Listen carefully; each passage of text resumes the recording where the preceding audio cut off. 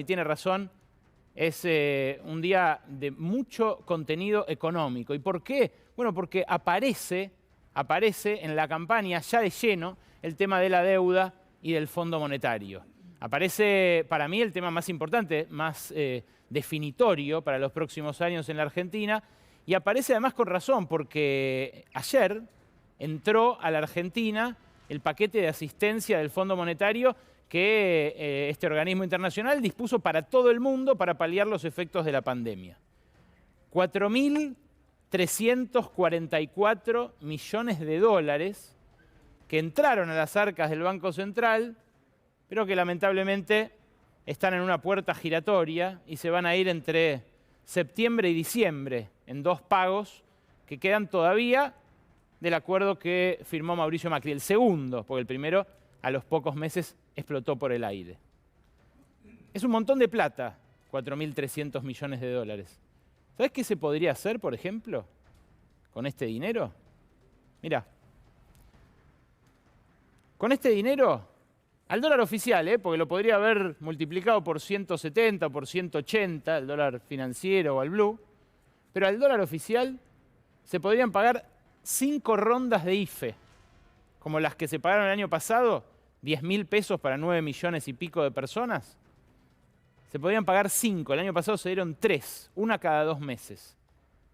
Se podría triplicar el presupuesto de las universidades nacionales, se podría triplicar el presupuesto de infraestructura escolar, se podrían construir 172.000 viviendas sociales, que valen algo así como 2,5 millones de pesos cada una según la última actualización del presupuesto. O se podrían construir 145 hospitales de alta complejidad, más o menos cada uno vale 30 millones de dólares. Estamos hablando de mucho dinero que el resto del mundo además va a poder usar. Dijo Kristalina Georgieva, este dinero es precioso, úsenlo sabiamente. Bueno, la Argentina lo va a usar para pagarle al propio Fondo Monetario, con una agravante, que es que los países ricos, que son los máximos accionistas del Fondo Monetario, van a recibir mucho más dinero que el que reciben países como la Argentina, en virtud obviamente de su escaso peso en el accionariado del fondo. Vos lo mirás y decís, bueno, este pibe está divagando, 5 rondas de IFE, triplicar el presupuesto universitario. ¿Sabés qué pasa?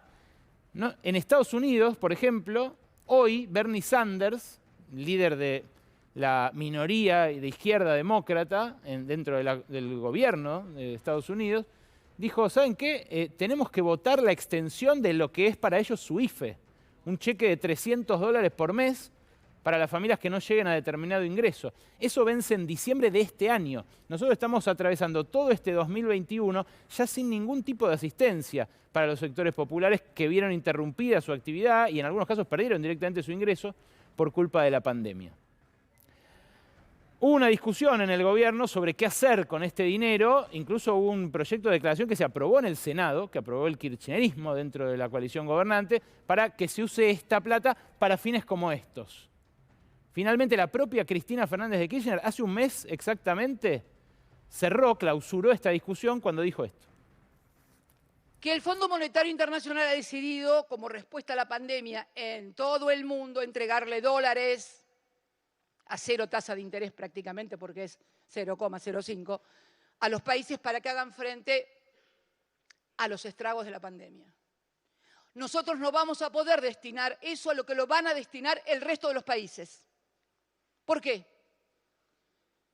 Porque en el año 2018,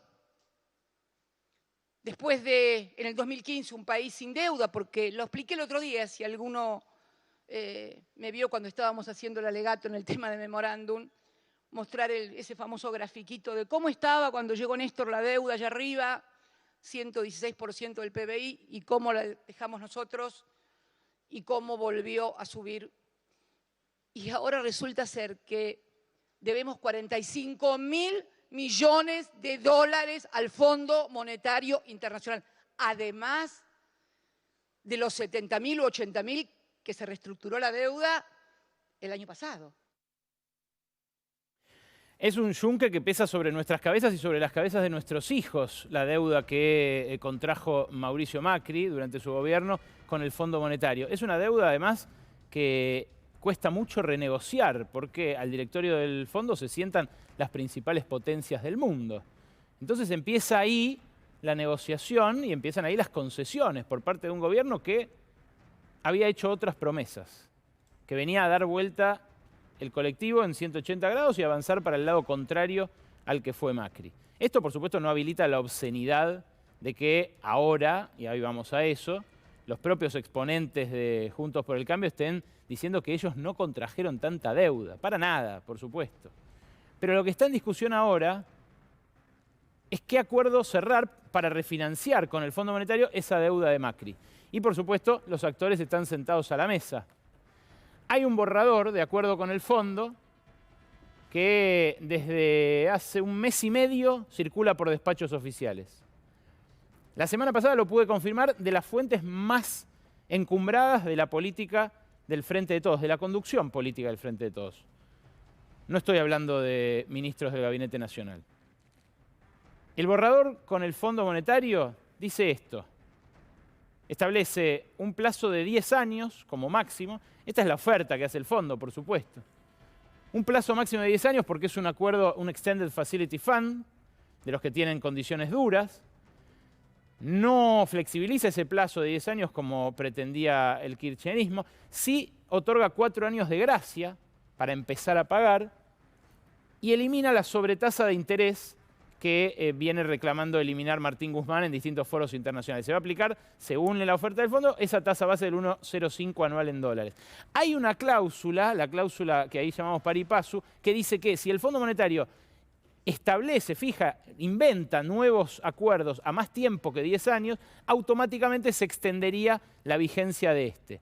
Pero claro, en ese mismo borrador dice que el gobierno tiene que ir al déficit fiscal cero en 2025. Claro, el problema de acordar con el Fondo Monetario es que empieza a exigir condiciones y cada vez esas condiciones son más específicas. Pasó en Grecia, donde terminaron teniendo sentados técnicos en todos los ministerios del gobierno para cuidar cada centavo de euro que gastara el Ministerio de Educación, el de Salud, el de Seguridad y el que fuera.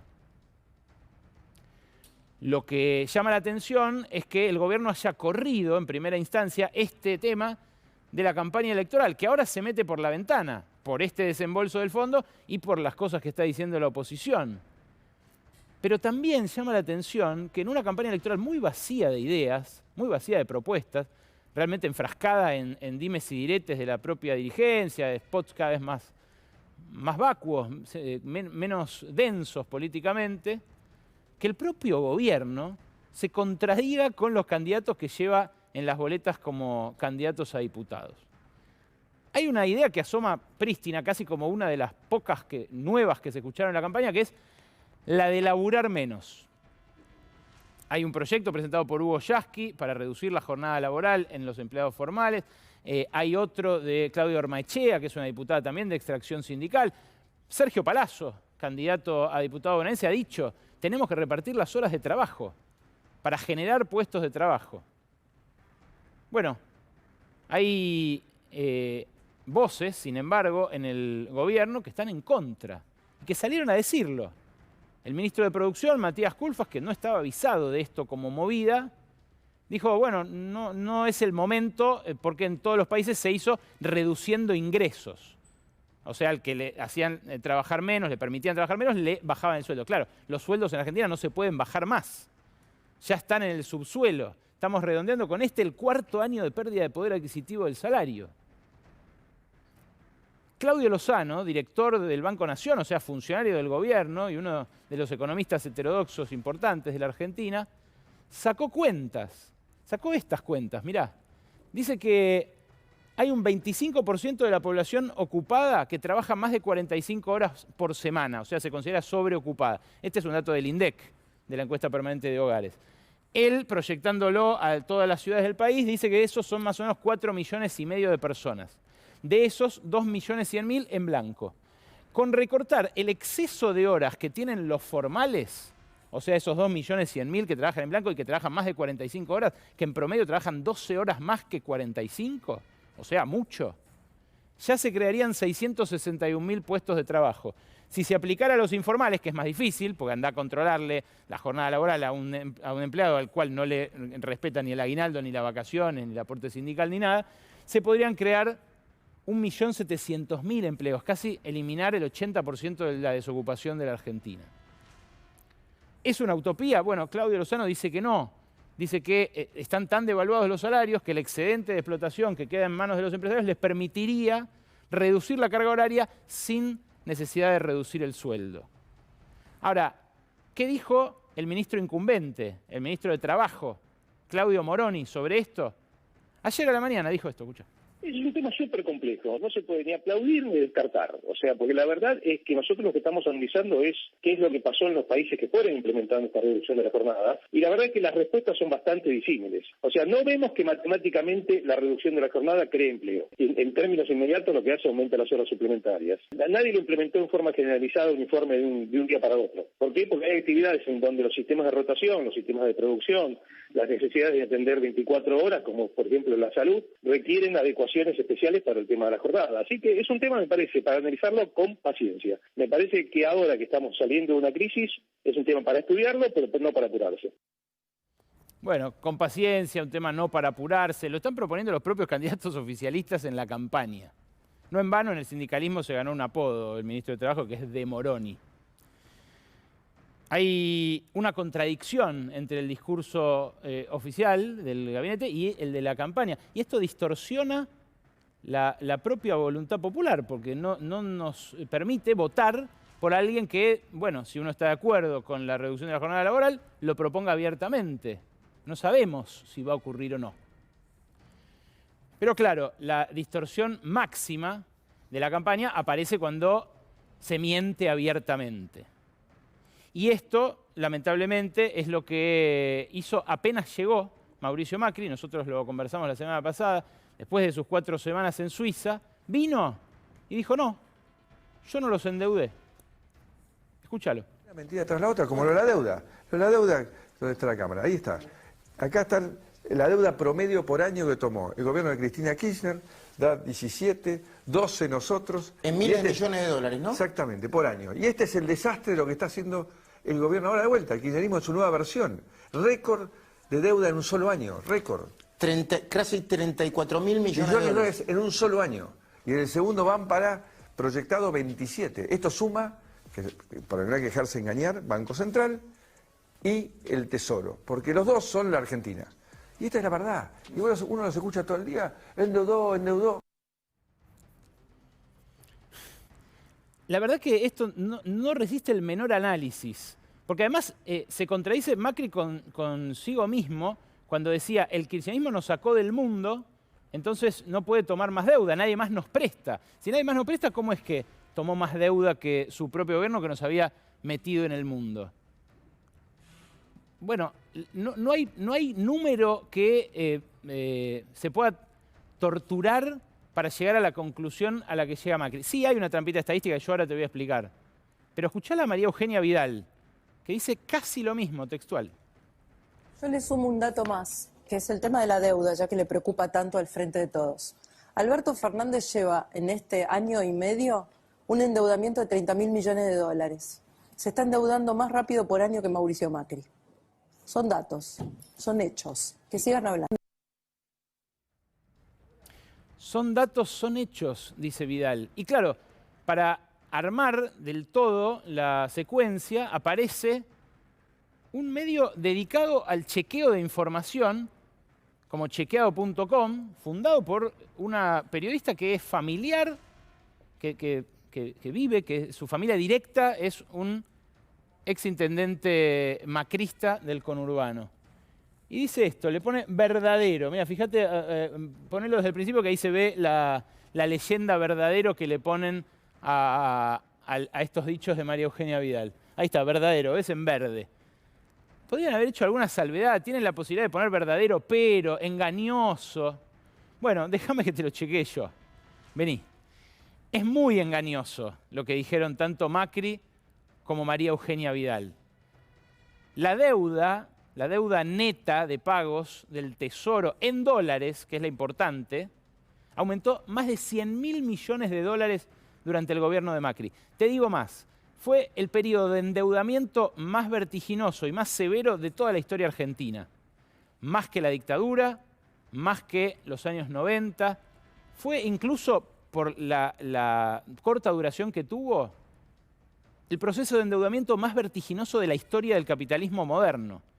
En cantidades, en lo cuantitativo más estricto.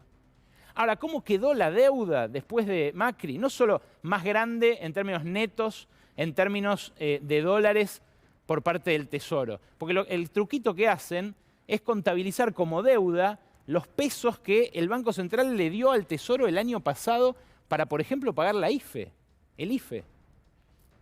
¿Vos te imaginás? En serio, parece joda, pero es como comparar plata que te prestó tu mamá y que te dice devolvémela cuando puedas, en pesos, con un crédito en dólares, en el cual además trabaste de garantía todos tus bienes y superan muchísimo tu capacidad de pago de toda la vida. No me gustan hacer estas analogías con lo doméstico, pero de verdad es tan disparatada la suma de peras con manzanas que hizo Macri, que bueno, nada, francamente si esto fuera así, la realidad sería muy distinta y me parece que es bastante obvio. Pero miren muy brevemente cómo quedó la deuda después de Macri. Yo la semana pasada les mostré día por día los dólares que se le fugaron entre las PASO y la definitiva, pero la deuda quedó mayor porque aumentó en ese monto que te decía, 106.097 millones. Quedó más dolarizada, que esto es más grave, porque la deuda en pesos bajó de representar el 33 al 22% del total. Y cuando es en dólares, es mucho más grave, porque ante una devaluación aumenta el peso sobre la producción local. Al revés que lo que pasa con la deuda en pesos, que se licúa. Quedó más privatizada también la deuda, porque se pagó deuda intraestatal y aumentaron la deuda con el sector privado. Pasaron del 47 al 67% del total los préstamos del sector privado al Tesoro Nacional. Y además quedó casi vencida. Y este es un aspecto que no suele destacarse, pero muestra hasta qué punto el Macri nos endeudó como si no hubiera futuro, como si no hubiera habido mañana en su gobierno. Fíjate, en 2015 vencían en los siguientes 4 años el 41%, y en 2019 vencían en los siguientes 4 años, de una deuda mucho mayor, el 51%. Mucho más, mucho más. Pero no hace falta que lo desmienta yo. Nicolás Dujovne, el ministro de Hacienda de toda la segunda parte del mandato de Macri, habló en una conferencia de prensa sobre este mismo tema y hizo esta comparación cuando todavía era ministro. Escúchalo. Dentro de todo este conjunto de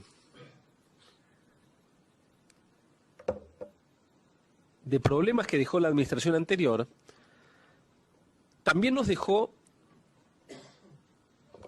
una bendición, que es que el gobierno anterior era tan estrafalario, tan poco comprensible, tan poco homologable para el resto del mundo, que nadie le prestaba plata. Entonces, la Argentina hoy tiene niveles de endeudamiento bajísimos, tanto a nivel del gobierno, como a nivel de las empresas, como a nivel de las familias. Lo dice el propio Dujovne. Y lo dijo en reiteradas ocasiones, porque lo había dicho antes, cuando no era ministro, cuando todavía era panelista de un programa colega en el canal de la competencia. ¿Por qué puede mentir tan abiertamente ahora Macri? ¿Por qué puede mentir tan descaradamente Vidal respecto de un tema tan sensible como la deuda? Los dos grandes escándalos del gobierno de Macri fueron la deuda y las autopistas. Sobre las autopistas también se comportan de la misma manera, negándolo todo, negándoles haberle regalado millones de dólares, centenares de millones de dólares a los ex socios de Macri, que quizás incluso todavía alguna acción le queda. Con la deuda también lo van a hacer sobre datos públicos. Bueno, lo pueden hacer en parte por lo pervertido que está el debate público. Porque cuando una candidata a la cabeza de una lista en uno de los principales distritos del país miente abiertamente, como lo hizo Vidal en ese reportaje, nadie le repregunta nada. Cuando Macri dice lo que dijo antes, nadie le hace notar que no se puede sumar peras con manzanas. que la situación que dejó es crítica y por eso también este gobierno la está pifiando tanto, porque está muy condicionado en su política económica. Ahora, fíjate qué tienen en común esas dos entrevistas. Fueron hechas en un canal que contrató grandes figuras con muchísimo dinero en este último año. Ese año es el mismo que Macri empezó a intentar un segundo tiempo, sacó su libro incluso, Primer Tiempo y demás. Es el canal del diario La Nación Más. Yo conversé el viernes pasado con Esmeralda Mitre, una de las herederas del diario La Nación, y sobre la versión ya muy extendida de que Macri puso plata, puso millones de dólares para capitalizar ese diario, dijo esto. Me parece que es extraño que de un día para el otro un canal tenga todos los mejores, entre comillas, periodistas del país cuando no había ni para comer. Yo me preguntaría qué estaría pasando ahí adentro, ¿no? ¿Alguien puso guita, decís? Mínimamente. ¿Vos decís que alguien puso guita interesado en la política? Eso seguro. ¿Macri?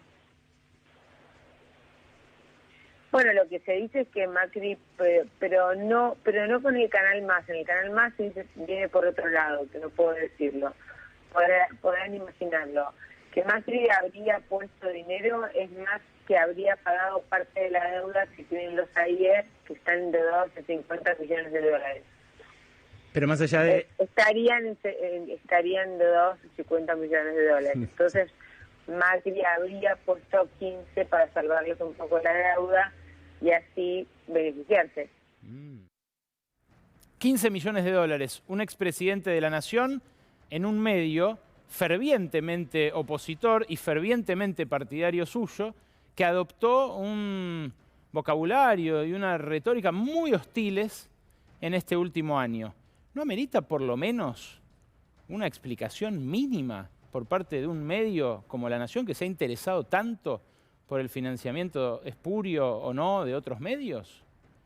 ¿No nos merecemos un debate público donde por lo menos podamos saber qué gobierno tomó más deuda y qué gobierno no? Bienvenidos, bienvenidas. Así empieza Brotes Verdes.